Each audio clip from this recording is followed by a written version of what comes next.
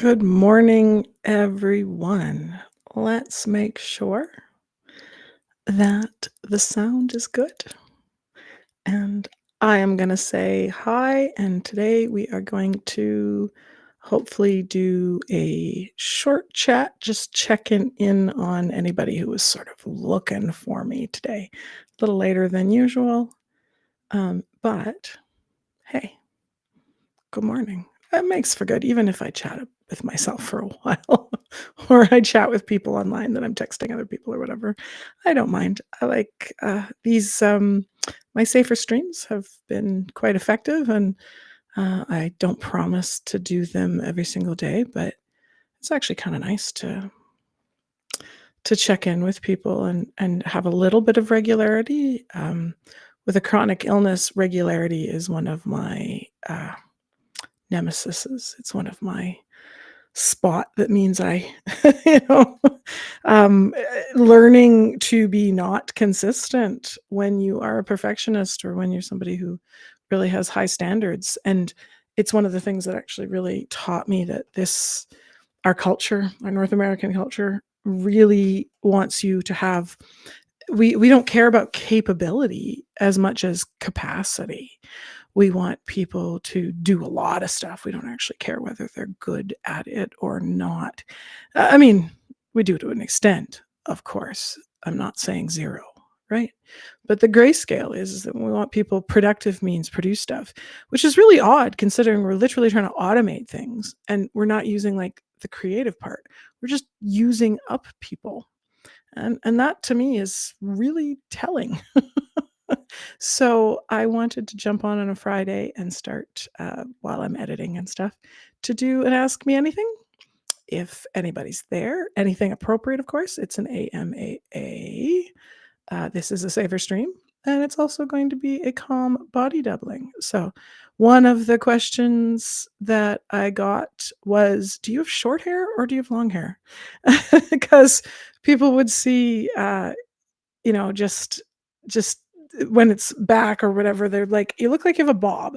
And then I'd have other things where I'd have it twisted up or whatever. And they're like, it looks like it's short. And I actually have really, really, really, well, not simply neurological long, though I believe, haven't they cut their hair? I think she has. It used to be like ridiculously long. This is short hair for me too, but it is now down here. And I do have, these are my bangs. See, that's the length of my bangs now.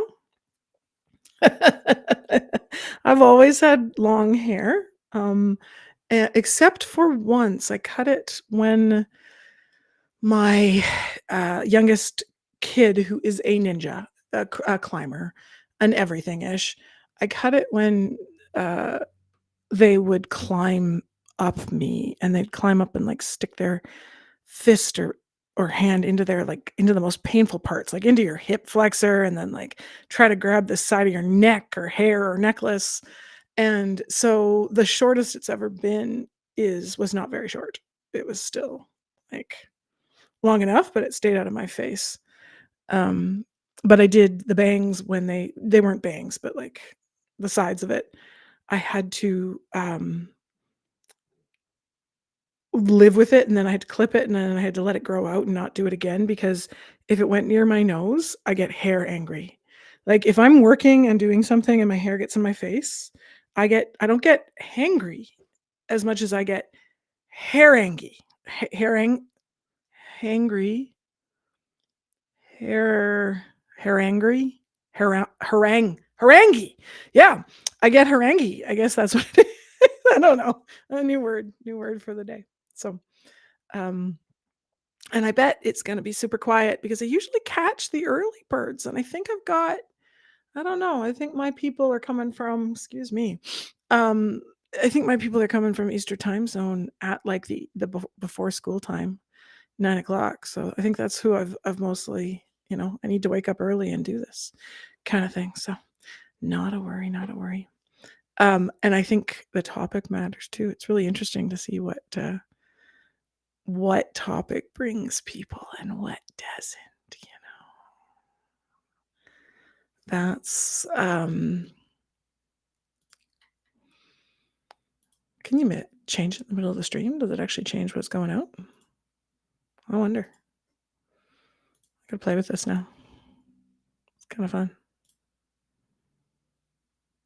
This YouTube event cannot be canceled. Yeah. Okay. So, oh, it's okay. I don't mind. It's a check-in. I'll see what hits, what doesn't, only trying to get out to as many people as possible who are feeling stressed or feeling worried. And I might switch it to just be the body doubling, live body doubling. It's the thing that we have apps for now and stuff, but I don't know if anyone's ever there might be out there. It might be. I just don't know. I think it's really cool. It's been enjoyable for me as a teacher, as a professor. It's something that I do really easily, actually. I just hang out, in the classroom. It feels about the same, and I'm used to it now from other things, like just being online teaching and that kind of stuff. It's really normal. So I wanted to make sure everybody's okay.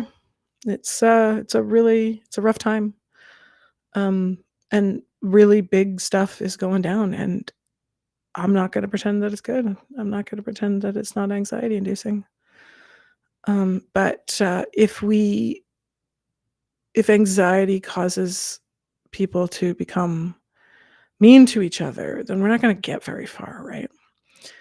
And I also know that in this process, the adults will start talking to themselves. And as a previous child counselor, I know that often the kids pick up all the little bits and things, but no one talks directly to them. And it's like they're trying to keep away the information, but it's worse to get it in snippets.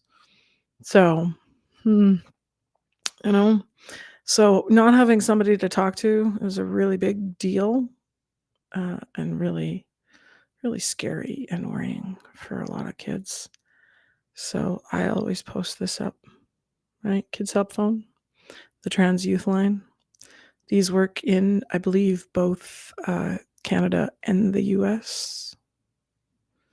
Okay, they're North American wide. Or go to the website, you can message there. They have chat too, or you can grab the number that's a little more local to you. But both of those exist. Okay, those are the most important ones. There's also ones for adults and things like that. But when you're a kid, it's sometimes nice to see it on a little thing, right? So, I am editing up a video on the basics of ADHD and what it looks like, and what are the external symptoms, what are the internal symptoms, and relating it to being on YouTube. I don't. It's not my identification, but it's a similar kind of thing. It's a familial thing. It runs in my family for sure. So it's very normal, and I love to talk about how it affects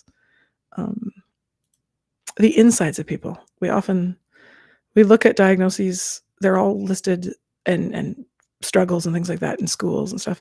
We do that from the inside, from the outside, right? Here's what it'll look like. And I know lots of people are starting to get really they're starting to get frustrated that they can't find a description of how that would feel on the inside, so that they can begin to identify the things that are happening to them in the way their brain works, right?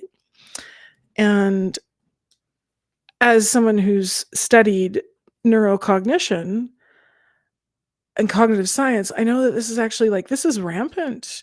Where's the descriptions of the internal symptomology, feeling, description, metaphors, something that we can describe the state? Because a lot of people can't tell the difference between anxiety, worry, anxiety attack, panic attack, chemical anxiety for a long time, depressive anxiety, these you have to identify it in yourself, and yet we don't have. Where's the list? you go and look it up and it says it'll look like this, and often those are from a disordered perspective. They're from the perspective of, here's what you'll see that someone else will catch, and it'll look funny, or it'll look like they're not able to keep up, they're not doing something right, they're not right, like, and I need to stabilize this because I keep kicking my camera. That's gonna be my next project because my legs hurt and I put them out straight. This is a tripod. I'm gonna have to mount it to the desk or something so that I stop kicking it.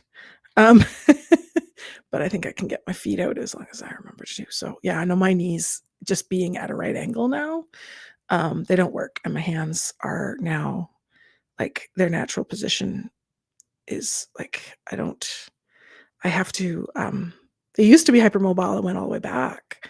Like, they went too far, and then now it's like, this is normal. And I don't mean relaxed, I mean, like, I have to work hard.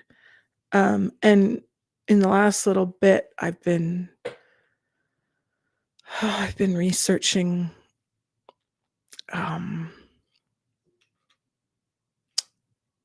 Ehlers-Danlos, which is very likely. I don't have a formal diagnosis yet, but I have been working and researching on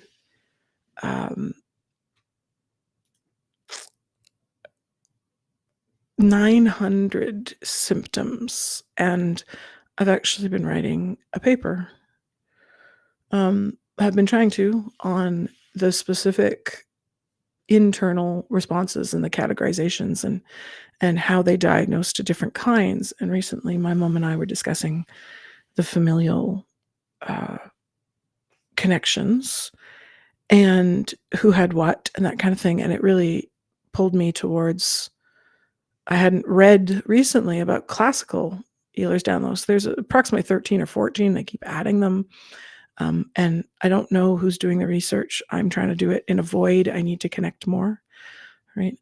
So it's both a personal experience where I'm struggling physically, and it is it's an academic and it's an industrial, like, work thing. And I like to cross all of the work things. Here's your reminder that if you haven't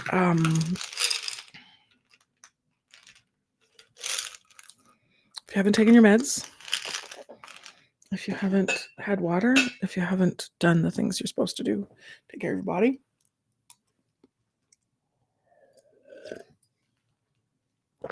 Do them now. I wonder what YouTube will think of me taking meds right on. Like, it's Tylenol. That one's just Tylenol.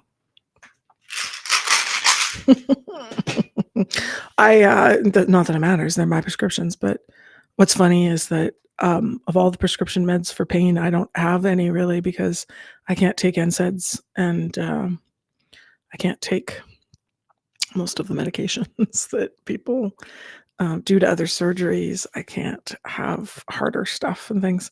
So it's one of the reasons why, like, there is not really a drug support for me in that. I take some of the long-term things that help with nerve pain and stuff like that, but it's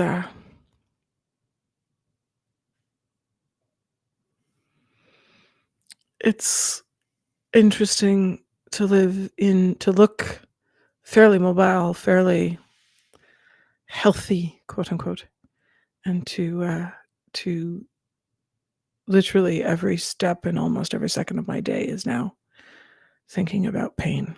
I don't have pain-free times. And with my memory, with hyperthymesia, the some sort of well above average, I don't know, 90th percentile or something for autobiographical memory, I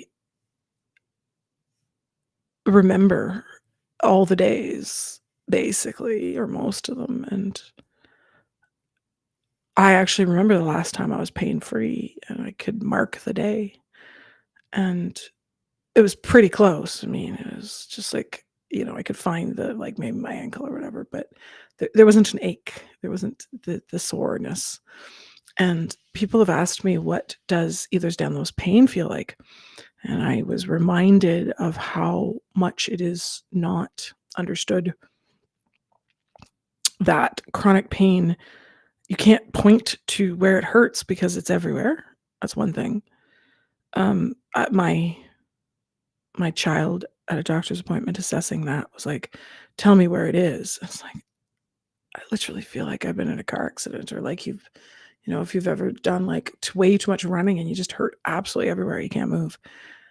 The description I use for people for the pain of Ehlers-Danlos syndrome is, imagine if you took plastic wrap, whatever Saran wrap you call it, or plastic film, food film, whatever it is in your area. I think that's one of those words that has lots of different regional variations, like the plastic wrap, cling film. We should collect that. That'd be a good list of regionalizations. Wonder if that's out there on the web. Um,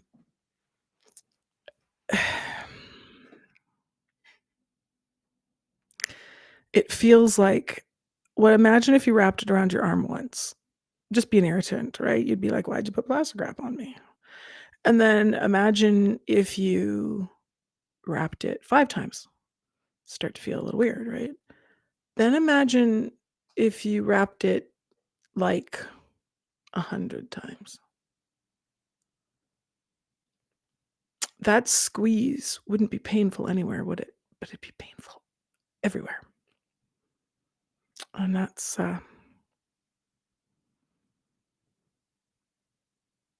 that external pain is very similar to the internal pain and anxiety that people are going through right now, which is why I am doing these streams, so that even if no one is listening at the time, or if I connect with 1 or 2 people, I'm okay with that.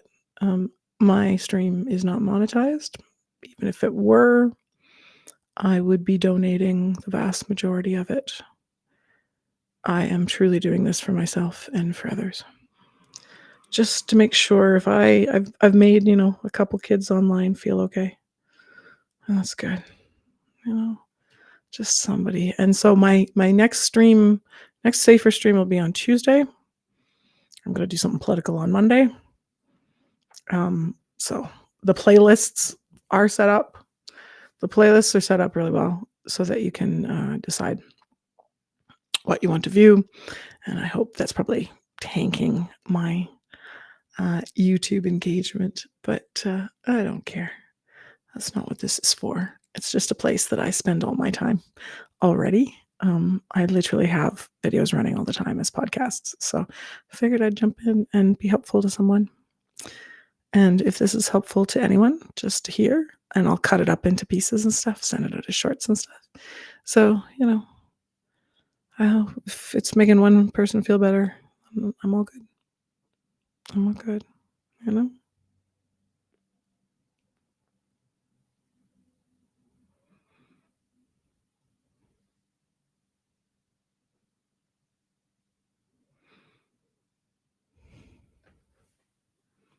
Let's listen to a little bit of something relaxing, huh? Let's come up with let's see how chill is doing today, okay? Make it not too loud.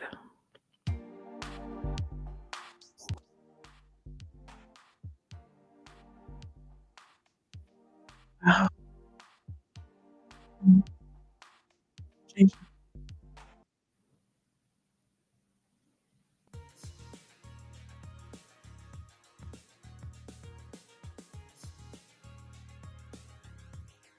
Great.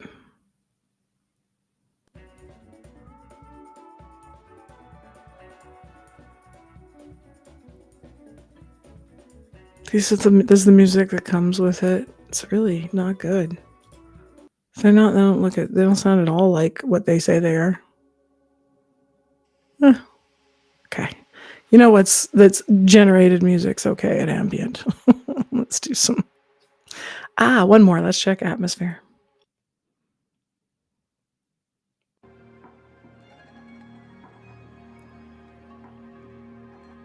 Nah. Go back to ambient.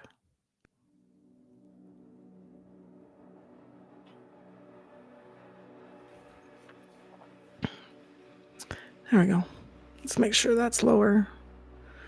For me, yeah, we'll just background that a little, okay? So another question that people have asked is, do I have lip filler? Which I love that the internet and female presenting gurus and commentators and stuff are more common. It's much more common for them to be, as talkative and have as many subscribers and stuff. Love it. There's still definitely a beauty privilege thing. And I do come unmade up to some of my get readies and stuff, and I don't mind it. It's like it's human. Yeah, when someone's streaming, you got to look a certain way, and men can do that without makeup, and women can't right now in our culture, right? That's the thing. And I do love that there is a culture generally of saying, like, just say it. Just say if you've done something that's cool, like have pride in it. And the answer is, in all truth, I would tell you exactly if I'd had anything done. That would be wonderful, like if I could afford that. In fact, I can't afford a medical surgery that they designated as cosmetic. So I would love to have some cosmetic surgery. Thank you. But I have to pay it out of pocket. So, and the answer for the lips is no. These are my mother's lips. I stole them from her. And at the age of 80, she has lips that are just as good. If not better. Now, I also know my makeup. I know the shape of my lips. I know how to put on lip liner. I know how to do shadow and light. I paint. When I do my face, I used to be a painter a long time ago, just for myself, for personal projects, in acrylics. And so makeup is one of those things that I do shadow and light. It's less about products. It's more about the calm meditative state. And so I definitely know what I'm doing. But I talk a lot, and I have great lips from my mother.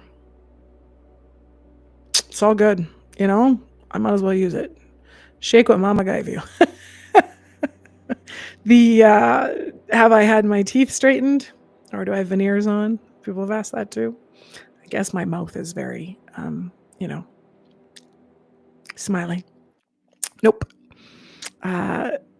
Accident of birth. In fact, orthodontists and assistants have asked if I had braces for them, and no, they really are they fit and they're straight.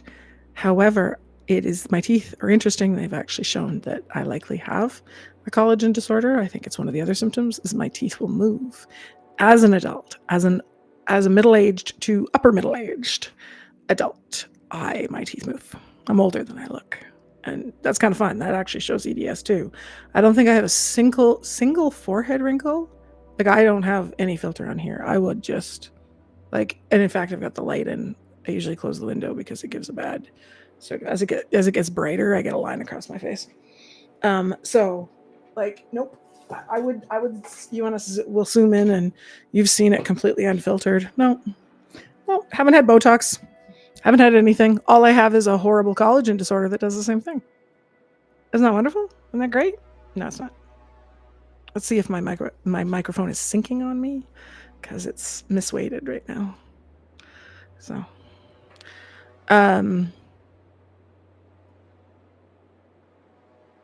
what else have people asked?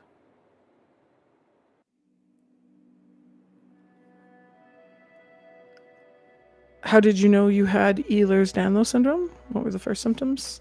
As a kid, my first symptoms were discomfort, sort of odds. I now know they were subluxations, but the slipping of joints, or the pulling, the popping, the crunching of joints. All of my joints crack. My ankle would crack constantly, and I could turn my ankle and go crink, crick, crick, crick. And then I started to have soreness that was unreasonable around the age of 12 or so. 13, I had glasses, and I remember being very trippy, unlike myself. I twisted my ankle at 7 in gymnastics and it never healed. And I did other injury to it and it just kept, returning and tightening up weirdly. And then at the age of 14, I was sick in bed and all of a sudden I could not wake up and I slept 23 hours a day for 3 months straight. And my mother was told, oh, children are lazy. Oh, children, it's likely depression. Oh, she gets away with it. You have to discipline her more. And almost no one came up with the thought, she sounds really sick. She sounds like she's dying. So my mother was like, this is obvious. This is not anything like a kid who's grumpy. And she'd had 2 older children, and had a younger. I have 3 brothers, 2 older and 1 younger. And she knew this was completely different and that I was the keener. I was the one that wanted to go to class. I was the one that was anxious to get there on time. I'm not the kid who was tapping out at that point, right? And I've always been a nerd. I've always been a keener like this, right? Can you tell? And I was hospitalized over and over and over again. I spent all of that time asleep. And finally, a doctor at that time, the diagnosis was brand new and it was in the news being called yuppie flu.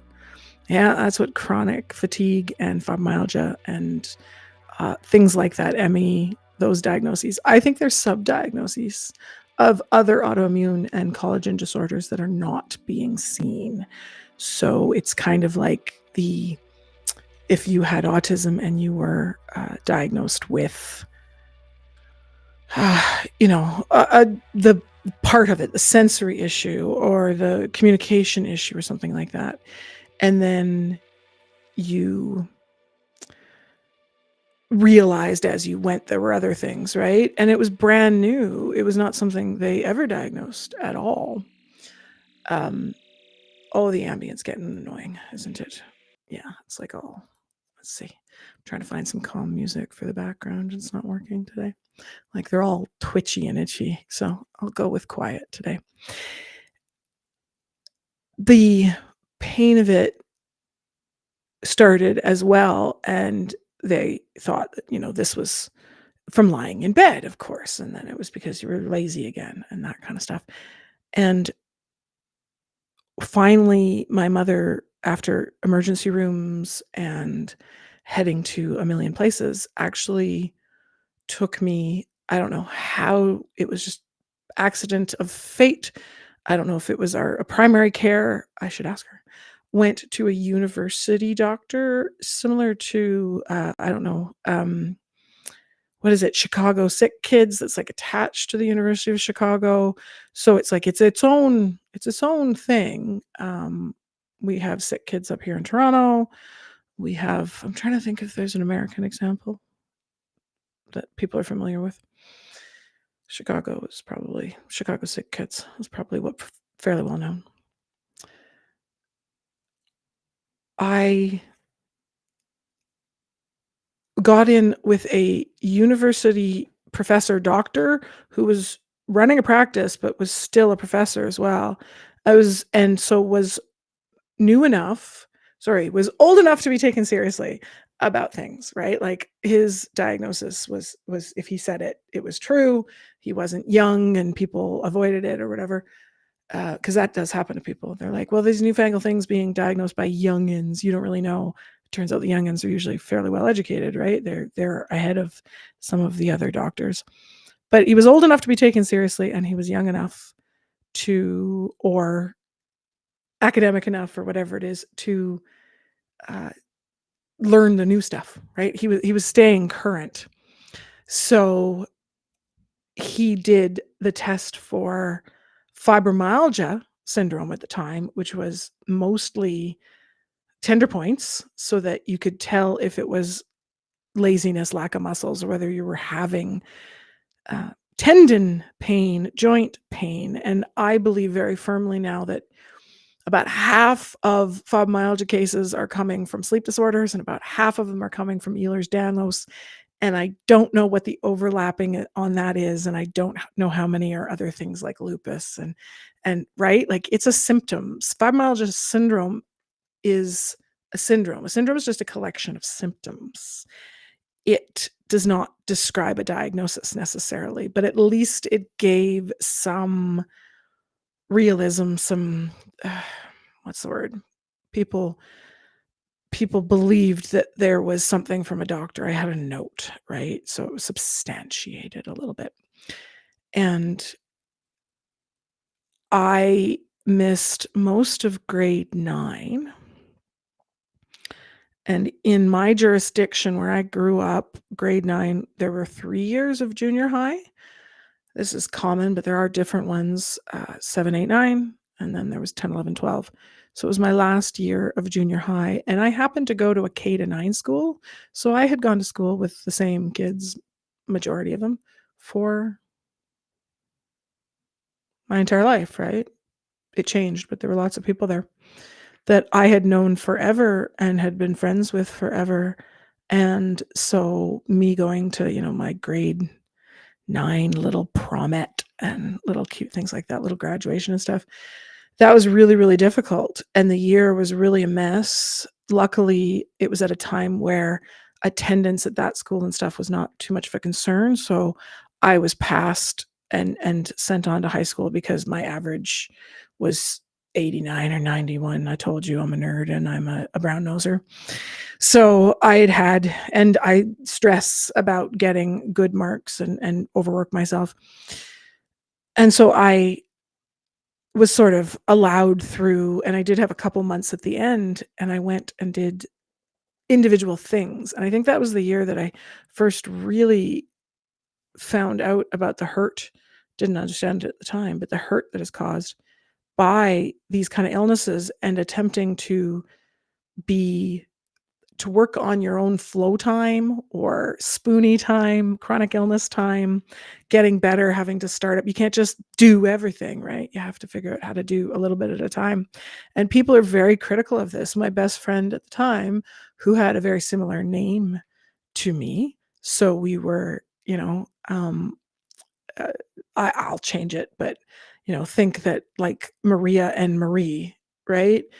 Um, Assume, I'll just use it as a pseudonym, but they were in band with me, they were in the same, we were in soccer together, we were in the whatever, and I had gone to her house, like, every weekend for years, and we had been a pair, in stuff, and people literally lined us up with the same, name, basically, and I remember hearing through a window. I tried to go to jazz band because I still wanted to do that commitment, do the extracurricular, and then I was going to 1 hour of class just to see the paperwork and stuff, and then I was heading home. And it was medical, and I told everybody it was medical, and that I'd been really sick, and I got lots of get wells when I was in bed and, like, absolutely couldn't move at all. Kids assumed that I had mono or that I was dying, right? At that age. And when I came back, I remember hearing through the window of the jazz room that, why does Maria get to come only for the fun stuff and then leave? What's so special about her? Why does she get something we don't? Why can't we leave? And I know it was just a 13, 14-year-old, whatever, whining, but it was a total rejection in my heart. And that's when I learned. I didn't know what rejection dysphoria was, but that I only learned about a year or two ago. But the feeling, that was the first time I remember really going, oh my God. And now we were going to different high schools, so it didn't really matter. It didn't have to be a specific breakup. But I remember really just pulling apart immediately. It was almost instant. It was, does that mean you don't believe me? Are you whining about what you want? I took it as, you don't believe me. You don't think I'm actually tired? Do you think I'm faking it? And that was it. That was the first time, and it was my best friend. It was literally, I think you're faking it. And I remember just staying their friend, but for me, it was almost total. I don't know what got in that early and that quick that I was just not okay with that. I remember it exactly to this day. And I did the jazz festival. We were in a summer festival where we were in Vancouver. We had to drive in a bus from Winnipeg to Vancouver.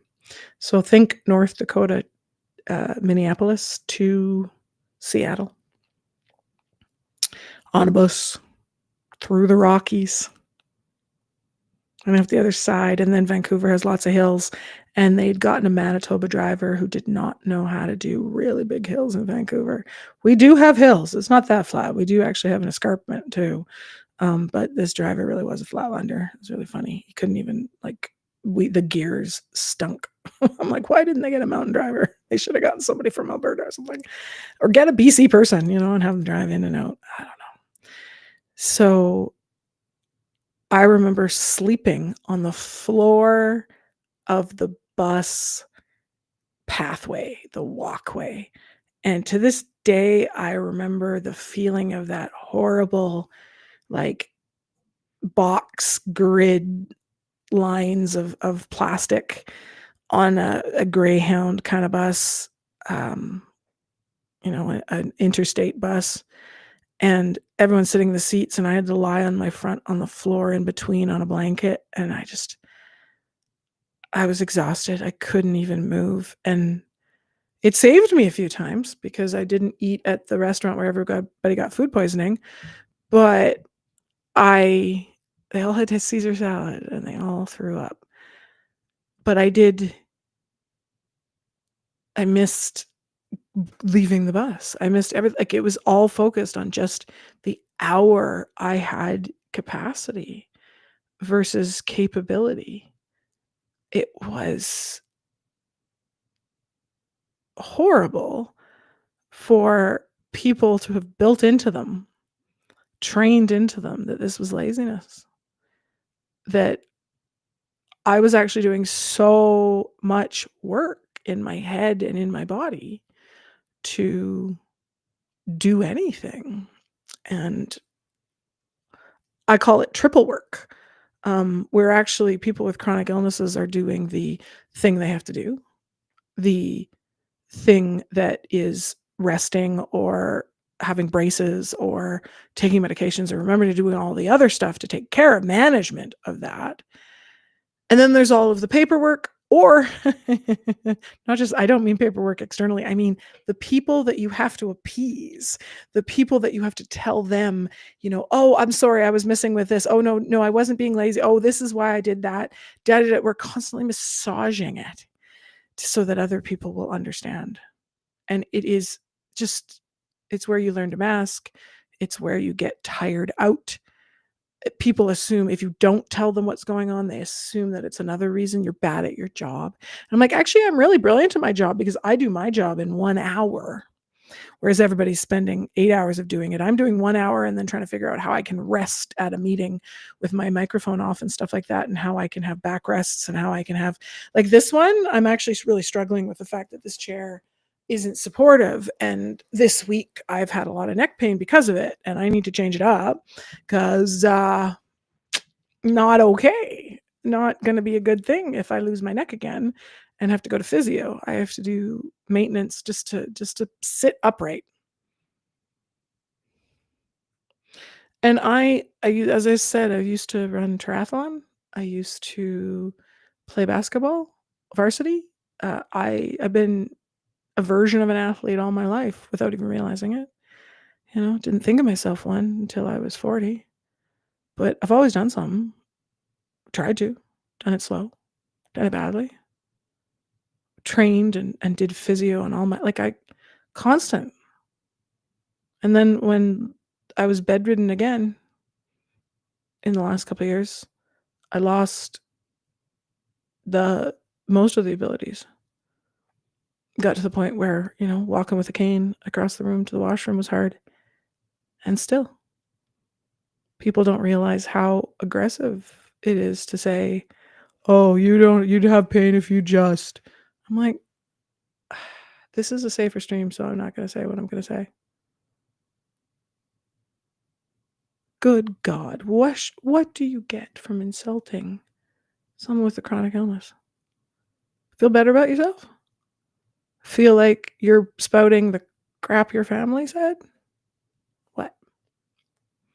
So let's see who's around, and let's see what my notifications say. I should go do some work. I'm answering questions.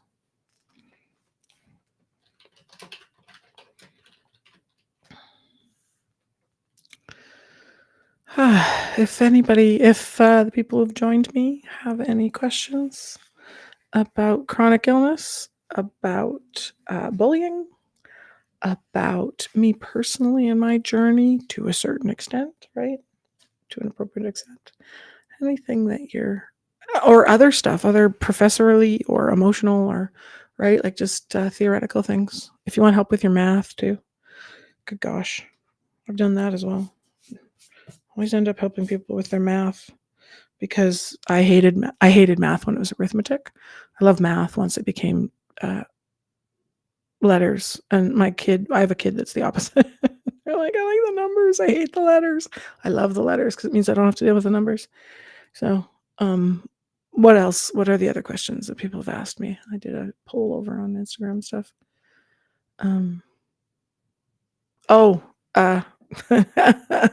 That was fun. Let's see if I can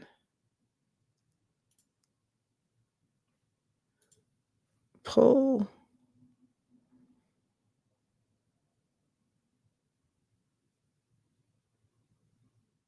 up and in. I don't know what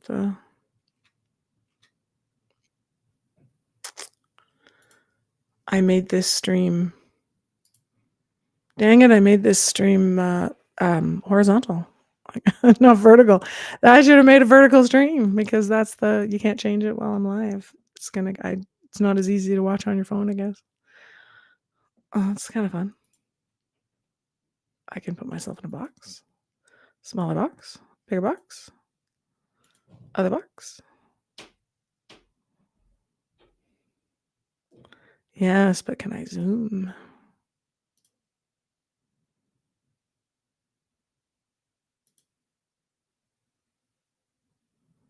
No, don't know. Desk view? What does desk view do? I can look at my... Oh, I can make a view of what I'm doing on my desk. Good, you can see my mess. We'll do that another time. But I hope it's... it keeps zooming me. It's kind of cute. What happens if I maximize it? No. Customize it? No. Scale myself.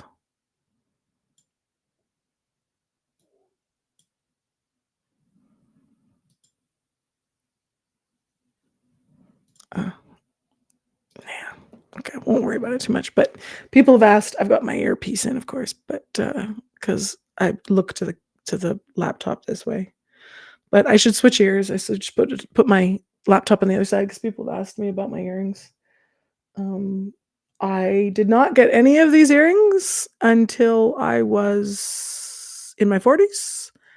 And there are, let me actually take that out for now because I don't need it for reference. There are actually 1, 2, 3, 4, 5 of them. I actually was a scaredy cat. This earring has a whole story of having it grow over, and I was a suck and didn't want needles and didn't get it re-pierced for years. And then in my 40s, I went, wait, why am I still letting this sort of, hold me over? So I actually went and got the other, like 4 more, because I wanted to, and I'm still working on the constellation Orion for my dad. So I'm hoping to, so it is set up to be approximately the shape of Orion. And you'll notice that the necklace and the flowers are closer to stars. And this is a little star-shaped one. This is a little constellation of 3. Right now, I'm hoping to put either a constellation of 3 in here so that I can have the belt of Orion. and the little drop, it's not quite, but it's the goal is the sword of Orion kind of thing. So my dad taught me the constellations and stuff. So that's me sort of paying homage. Though I have done polls on Reddit, what should I do with it? The other ear is starting to feel lonely, though it is nice. Though I have a something like a calcium deposit that I need a dermatologist to look at, which is probably an Ehlers-Danlos thing. But I don't know. I've been thinking I should do something with it, but it was nice being able to sleep on the other ear, right? Like, don't do both ears at once, and like maybe just the lobes. But once you're doing cartilages, don't do both sides. Don't do it. Don't do it. I did these all individually, actually, one at a time. The two in the lobes were done at the same time. But I'm hoping to put more in.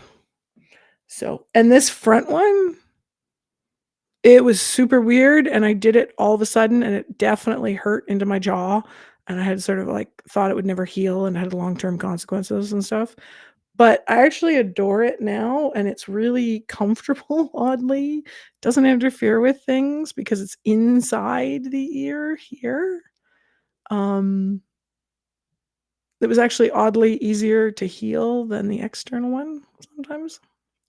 Though sometimes they get annoyed no matter what I do and I think that's an Ehlers-Danlos thing too. I think that it's like they can get peeved off really fast. So people are like, oh, they heal in 3. I had to think of the healing process as 2 years. Okay, solid 2 years.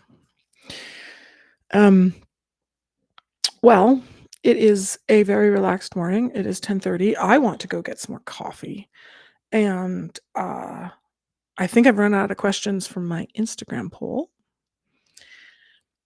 Let me check if there's anything else on the YouTube posts. It's quiet over there. People don't answer things over there.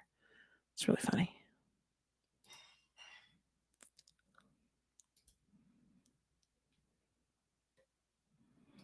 I mean, it's also much smaller. My YouTube's smaller than other things that I've done under different names and stuff like that. So I kind of combine them. Yeah.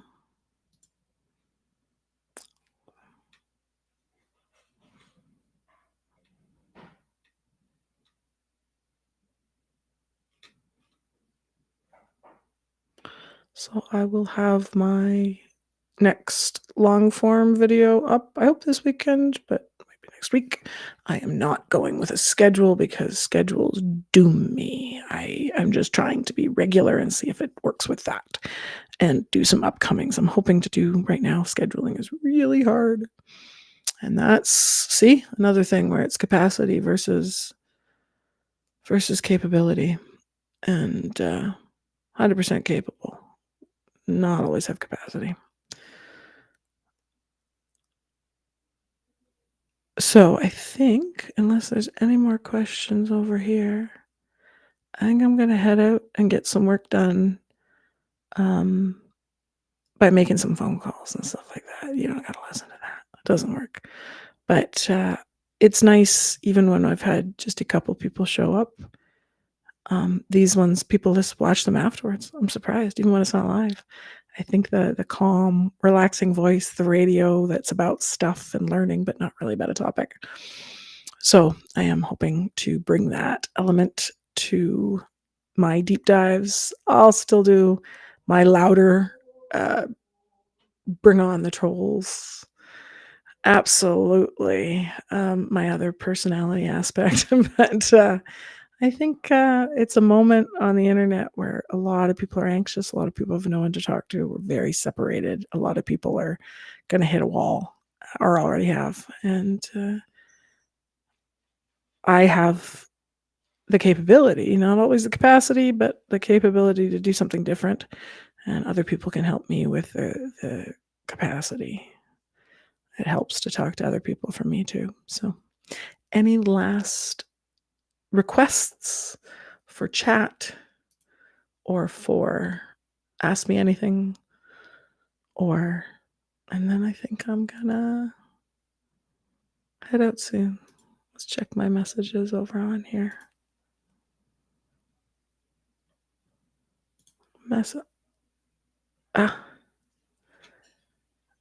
There we go. Some comments on things. I love it. Go follow if you like. I'll do my shout outs here. Let's see. One of my editor mods is rated PG for, let's go. Let's put it in the thing.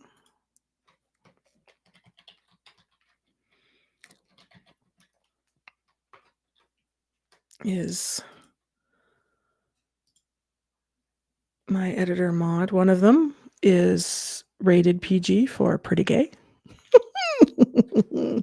Thank you, Alex, for your help with stuff.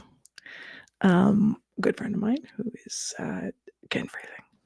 Good guy. Go watch his stuff if you like yourself some good flamin' stuff. Mostly on TikTok, but you can go look for that. I have never ventured there. I have it. I watch things, but I never gotten into the scroll or the roll or whatever. Oh, my knee. Ow. Trying to straighten it under the desk and it wouldn't even work. And I think I kicked the thing. That's okay. And then I'm joking that I should do a stream that is just totally for leching, and just like bring the leching onto me. What do you think? Should we just do a foot cam? No, wait, that's only no, this is a safer stream. We're not doing that. We're not doing that at all. But PG-13. This is not rated PG. Like, it's for kids, but it's not. I make it safe for kids, though, because I definitely want my kids and my teens from YouTube. The people who hang out with me when they're here, I love that. I actually love that. Like, if I spent my entire time here just talking to that one, those couple of nice people who kind of come back and chat with me in the morning before school or whatever. No clue how old they are, where they're from. I know they're sort of like approximately age, like 12 to 14-year-olds. I love it. I love that. It's awesome. I love it. It's the best thing ever. Makes me so happy. And I think the hyperthymesia, I think my weird memory means, like, I remember all of that. I remember junior high just like it was yesterday, like literally, it's just right there. It's the weirdest thing. So, but until I get a coffee machine that I can stream with, I can only go so long. Didn't drink coffee till I was 40. And then I became addicted. I attended births for 15 years without coffee. Ask me anything next time. That's a story for another day. And shout out to my other mod, who is still asleep in their time zone, but so I don't have their channels or anything public or whatever, but they're kitty cat on everything. So thank you, kitty cat, for your moderation days.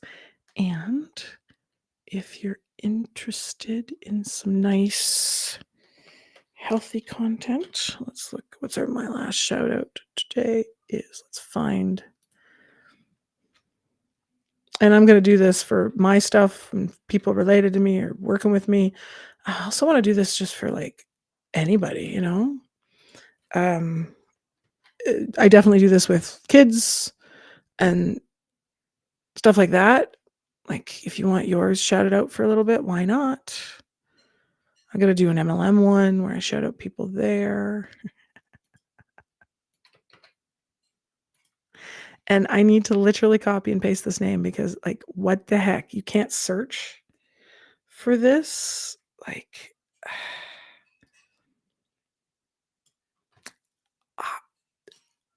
what? This is ridiculous. Like, this is one of the kids I know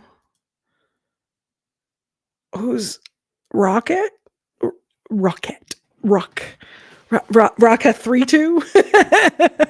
R0KK3TT. I don't know. Oh my gosh.